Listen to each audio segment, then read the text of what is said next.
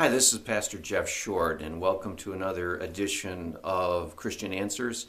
And today we're going to be talking about the controversial topic of abortion. I just returned from the March for Life in Washington, D.C., and I want to explain my experience there in Washington, D.C., walking along with thousands and hundreds of thousands of other pro-life Christians who are trying to fight for the right of the unborn and to protect the unborn in the womb. But before I get into that, I want to edit that down, and I want to be able to show you what happened at the Washington, D.C. March for Life. I want to explain to you what abortion is. Some of you may not know what the big problem is. Some of you may have only heard what is on the radio or television or the internet, and you may not understand what abortion really is. You may not understand who performs these abortions and how they're performed. And so I want to just take some time today to look at an interview by a former abortion practitioner, a former abortionist, a doctor who specialized in abortions, and how he had performed over 1,200 abortions in his medical career, and then suddenly he decided, no, this is wrong. I cannot do this. And it's a very interesting interview, so we're going to watch that today, and I hope that this helps you understand why hundreds of thousands of people from all over the country would go to Washington, D.C. to march against abortion. The week before in Washington, D.C., there was a huge rally for abortion, and those women who were arguing and shouting and demonstrating and protesting for abortion don't understand what is actually happening in the womb, don't understand what is actually at stake here. We're talking about murder, we're talking about death, we're talking about a baby, an innocent baby who has done nothing wrong in this world yet, has been ripped from her mother's womb. That's what abortion is. And so we need to understand what it is, first of all, before we can understand why anyone would protest against abortion and why anyone would be for overturning the laws that permit abortion. And so I'm going to share with you in the weeks to come what happened at the March for Life. I'm sure you're going to be wanting to hear and see the video and the pictures from that march. But before I do, let's listen and watch an interview with a former abortionist and see why he came to the realization that what he was doing was murder, what he was doing was wrong, and it needed to stop. So let's watch that today. God bless. Good morning. Chairman Franks and distinguished members of the subcommittee, thank you for inviting me. My name is Anthony Levatino. I'm a board-certified obstetrician-gynecologist. I have served in both academic and clinical settings. Currently, I practice in Las Cruces, New Mexico.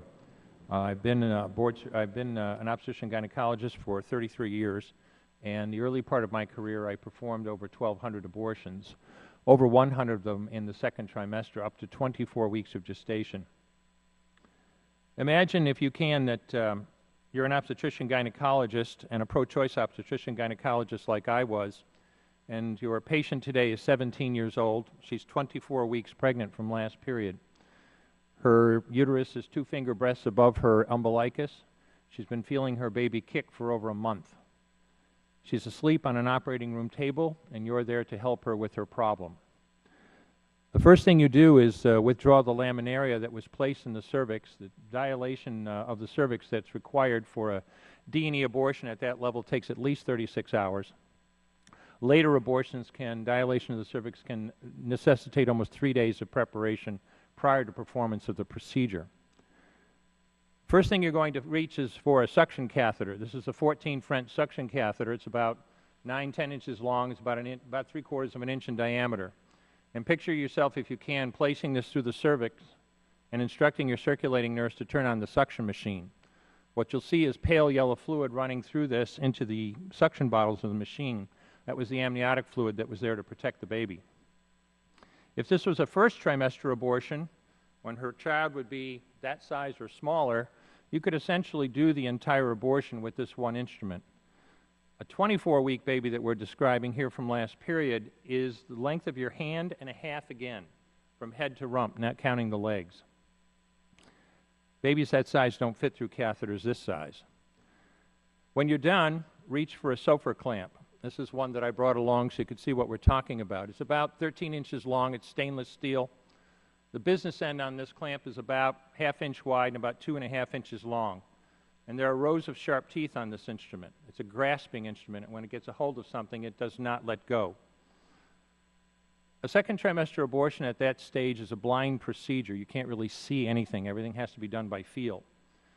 Picture yourself, if you can, reaching in with this instrument and grasping blindly anything you can, and pull hard.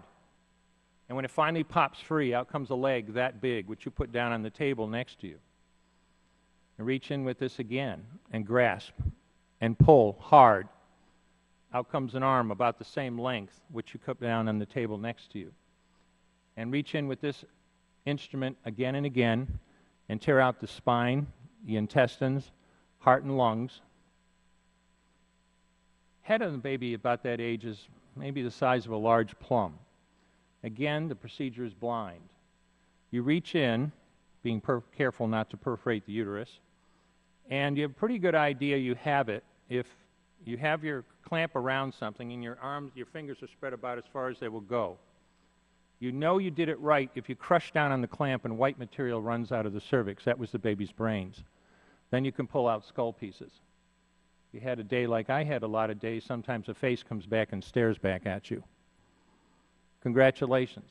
You just successfully performed a second trimester D&E abortion. You just affirmed her right to choose. These procedures are brutal by their nature. In later abortions, when you are preparing that cervix for even more extended periods of time, you can have situations where you will get into preterm labor or even precipitous deliveries of these children. The Gosnell situation is a situation that has, I think, brought to the public's attention what we're talking about when we're talking about this level of abortion.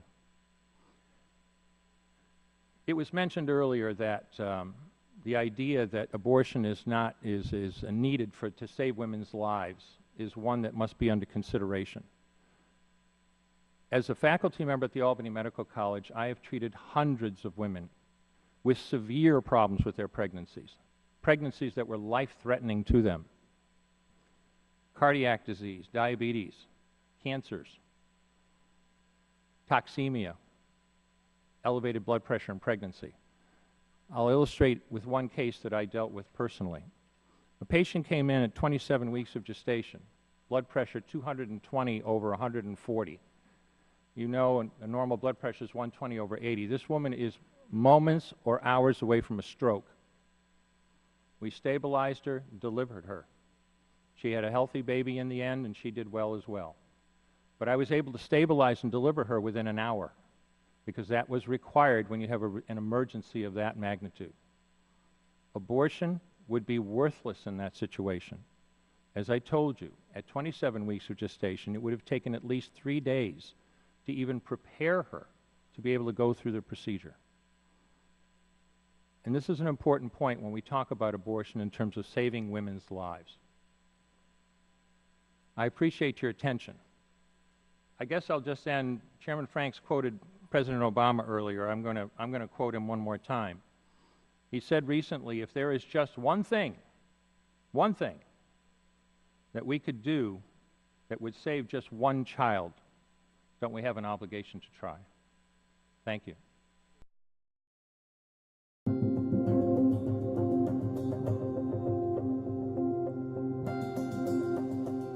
My name is Dr. Anthony Levatino. I'm a practicing obstetrician-gynecologist, and I performed over 1,200 abortions. Today I'm going to describe a first trimester medical abortion.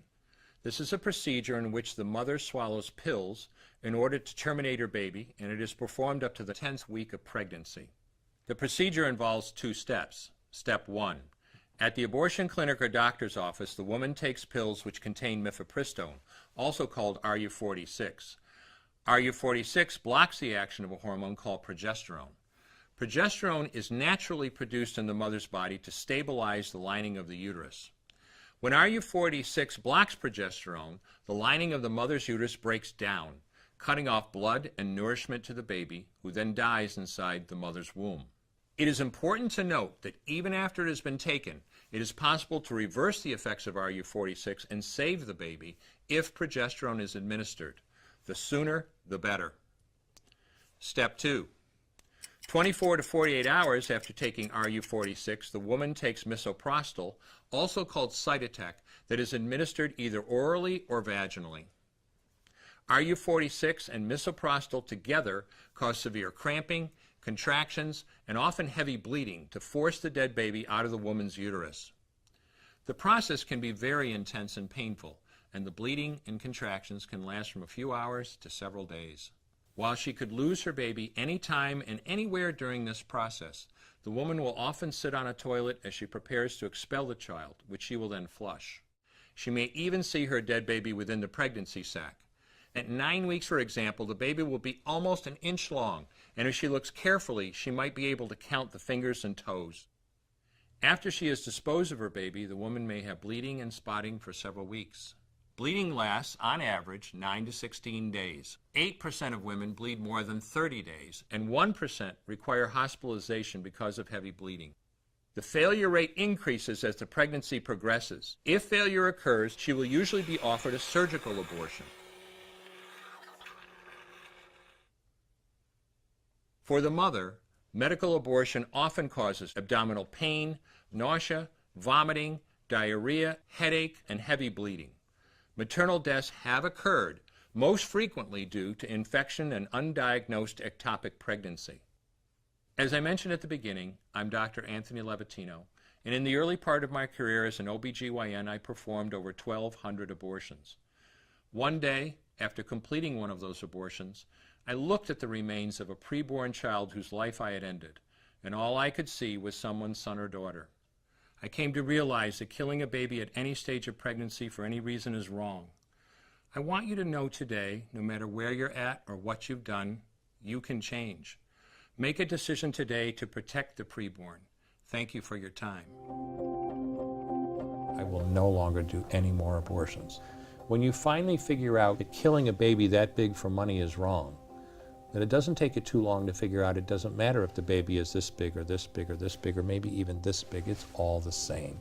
And I haven't done any since then, and I never will.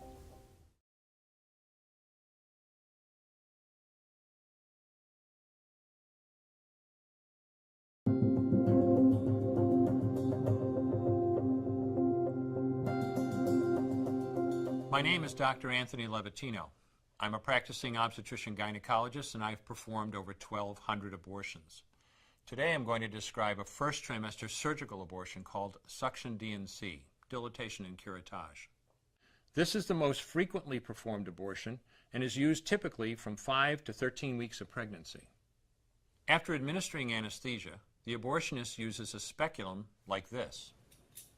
This is placed inside the vagina and opened using this screw on the side, allowing the abortionist to see the cervix, the entrance to the uterus. The cervix acts as a gate that stays closed for the duration of pregnancy, protecting the baby until it is ready for birth. The abortionist uses a series of metal rods called dilators, like these, which increase in thickness, and inserts them into the cervix to dilate it, gaining access to the inside of the uterus where the baby resides. The baby has a heartbeat, fingers, toes, arms, and legs, but its bones are still weak and fragile. The abortionist takes a suction catheter like this one. This is a 14 French suction catheter. It's clear plastic, about 9 inches long, and it has a hole through the center. It is inserted through the cervix into the uterus. The suction machine is then turned on with a force 10 to 20 times more powerful than your household vacuum cleaner. The baby is rapidly torn apart by the force of the suction and squeezed through this tubing down into the suction machine, followed by the placenta. Though the uterus is mostly emptied at this point, one of the risks of a suction D&C is incomplete abortion, essentially pieces of the baby or placenta left behind. This can lead to infection or bleeding. In an attempt to prevent this, the abortionist uses a curette to scrape a lining of the uterus. A curette is basically a long-handled curved blade. Once the uterus is empty, the speculum is removed and the abortion is complete. The risks of suction D&C include perforation or laceration of the uterus or cervix, potentially damaging intestine, bladder, and nearby blood vessels, hemorrhage, infection, and in rare instances, even death. Future pregnancies are also at a greater risk for loss or premature delivery due to abortion-related trauma and injury to the cervix. As I mentioned at the beginning, I'm Dr. Anthony Levatino, and in the early part of my career as an OBGYN, I performed over 1,200 abortions. One day, after completing one of those abortions, I looked at the remains of a preborn child whose life I had ended, and all I could see was someone's son or daughter. I came to realize that killing a baby at any stage of pregnancy for any reason is wrong. I want you to know today, no matter where you're at or what you've done, you can change. Make a decision today to protect the preborn. Thank you for your time. I will no longer do any more abortions. When you finally figure out that killing a baby that big for money is wrong, that it doesn't take you too long to figure out it doesn't matter if the baby is this big or this big or this big or maybe even this big, it's all the same. And I haven't done any since then, and I never will.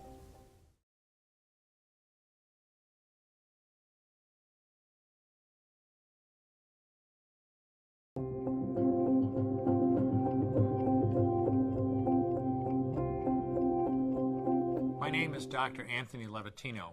I'm a practicing obstetrician-gynecologist, and I've performed over 1,200 abortions. Today I'm going to describe a second trimester surgical abortion called dilatation and evacuation, or D&E. A D&E is performed between 13 and 24 weeks of pregnancy. After administering anesthesia, the abortionist uses a weighted speculum, like this one, that opens the vagina widely. Because second trimester babies are so large, this greater access facilitates a late-term abortion. Late-term abortion requires that the cervix be prepared 24 to 48 hours in advance with laminaria. Laminaria is a type of sterilized seaweed that absorbs water over 8 to 12 hours and swells to several times its original diameter. Once removed, metal dilators can be used to further open the cervix as needed. Once the cervix has been stretched open, the suction tube is placed inside. A baby at 20 weeks gestation is as big as the length of my hand, from head to rump, not counting the legs. The suction machine is turned on, and pale yellow amniotic fluid surrounding the baby is suctioned out through the catheters. With babies this big, they don't fit through catheters this size. The baby's bones and skull are too strong to be torn apart by suction alone. This is a Sofer clamp. A Sofer clamp is made of stainless steel. It's about 13 inches long. The business end is about 2.5 inches long and 1/2 inch wide, and there are rows of sharp teeth. This is a grasping instrument. When it gets a hold of something, it does not let go. The abortionist uses this clamp to grasp an arm or leg. Once he has a firm grip, the abortionist pulls hard in order to tear the limb from the baby's body. One by one, the rest of the limbs are removed, along with the intestines, the spine, and the heart and lungs. Usually the most difficult part of the procedure is extracting the baby's head, which is about the size of a large plum at 20 weeks. The head is grasped and crushed. The abortionist knows he has crushed the skull when a white substance comes out of the cervix. This was the baby's brains. The abortionist then removes skull pieces. He removes the placenta and any leftover parts of the baby with a curette, scraping the lining of the uterus for any remaining tissue. The abortionist then collects the baby parts and reassembles them to make sure that there are 2 arms, 2 legs, and all the pieces. Once all the parts have been accounted for, the abortion is complete. For the woman, this procedure carries a significant risk of major complications, including perforation or laceration of the uterus or cervix, with possible damage to the bowel, bladder, and other maternal organs. Infection and hemorrhage can also occur, which can even lead to death. Future pregnancies are also at greater risk for loss or premature delivery due to abortion-related trauma and injury to the cervix. As I mentioned at the beginning, I'm Dr. Anthony Levatino, and in the early part of my career as an OBGYN, I performed over 1,200 abortions. One day, after completing one of those abortions, I looked at the remains of a preborn child whose life I had ended, and all I could see was someone's son or daughter. I came to realize that killing a baby at any stage of pregnancy for any reason is wrong. I want you to know today, no matter where you're at or what you've done, you can change. Make a decision today to protect the preborn. Thank you for your time. I will no longer do any more abortions. When you finally figure out that killing a baby that big for money is wrong, that it doesn't take you too long to figure out it doesn't matter if the baby is this big or this big or this big or maybe even this big, it's all the same. And I haven't done any since then, and I never will.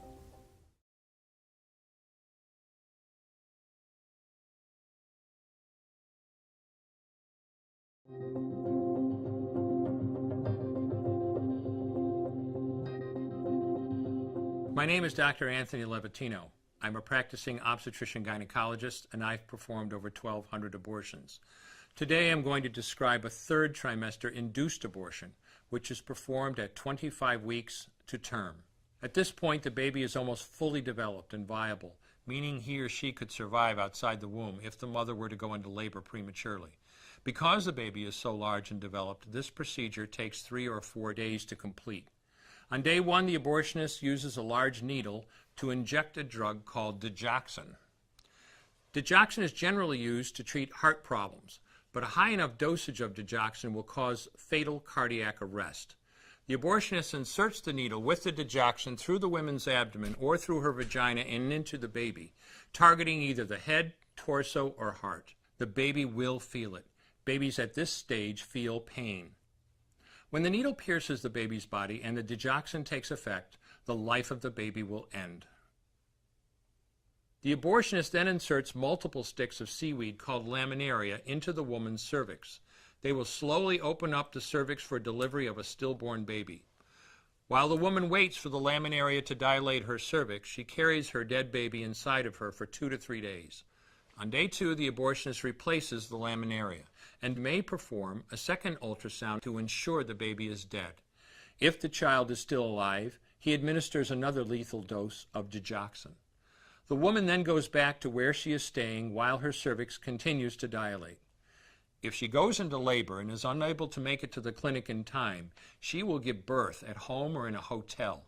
In this case, she may be advised to deliver her baby into a bathroom toilet. The abortionist then comes to remove the baby and clean up. If she can make it to the clinic, she will do so during her severest contractions and deliver her dead son or daughter.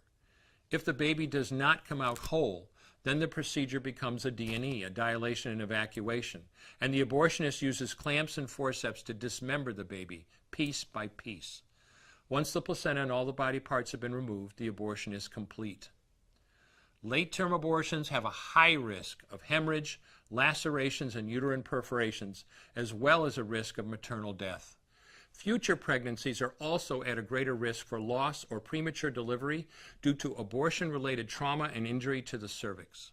As I mentioned at the beginning, I'm Dr. Anthony Levatino, and in the early part of my career as an OBGYN, I performed over 1,200 abortions. One day, after completing one of those abortions, I looked at the remains of a preborn child whose life I had ended, and all I could see was someone's son or daughter. I came to realize that killing a baby at any stage of pregnancy for any reason is wrong. I want you to know today, no matter where you're at or what you've done, you can change. Make a decision today to protect the preborn. Thank you for your time. I will no longer do any more abortions. When you finally figure out that killing a baby that big for money is wrong, that it doesn't take you too long to figure out it doesn't matter if the baby is this big or this big or this big or maybe even this big, it's all the same. And I haven't done any since then, and I never will.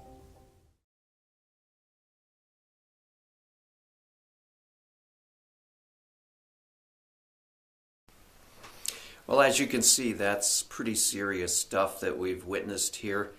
I don't think a lot of people realize that performing an abortion is so violent, so brutal, so bloody. I think that when it comes to an abortion doctor, a former abortion doctor, explaining what he used to do to kill that baby, to remove that baby from the safety of the mother's womb, then we can really begin to get down to brass tacks as to what it actually is that's taking place. I think as long as we keep it in the abstract, I think as long as people keep talking about a woman's right or reproductive rights, just stop and think about how silly that is. Reproduction has to do with reproducing. It has to do with multiplying. It has to do with having babies, to delivering babies, having babies, and raising those children, and raising them into adulthood. That's what reproduction implies. But there's nothing about reproduction in abortion. Abortion kills babies. Abortion murders the baby in the womb. And we've seen the different methods that these abortion doctors use. This former abortion doctor would literally rip the limbs off these babies to get them out of the womb and perform the abortion. Or the abortion doctor would actually put a toxic solution in the mother's womb to burn the baby, to kill the baby, and then have the baby extracted. This is brutal. This is brutal. This is on the level of Hitler's Nazi Holocaust. The only difference is it's silently taken care of in these offices. And these doctors don't talk a lot about this. That's why this is so rare to actually have an abortion doctor talk about the brutality that takes place in the office. In a nondescript office. You have these offices all around the country in all major big cities and even some of the smaller towns and villages. It just says women's reproductive health services or clinic or something like that. You say, oh, they're just talking to women about prenatal care. They're talking about health issues. No, in many cases, there is murder taking place in these nondescript offices. And it's brutal. And it's ripping and tearing and shredding and bloody. And it's awful. It's awful. No one would want to talk about this unless there was a purpose for talking about it. And that's why I wanted to take the time to inform you as to what actually happens in there, what actually happens in abortion, so that you really understand the gravity of the issue. This is not about women's rights. This is about standing up for human life for all God's children, even the children, the smallest children in the womb. And so we need to fight for the right to life. That's why I went to Washington, D.C. this year for the March to Life. That's why hundreds and thousands of other people did. I don't even know the exact figures. It could have been 500,000 people or more. I don't know. I still haven't heard statistics, but it really doesn't matter because we made our point. We need to stop the killings. We need to stop abortion.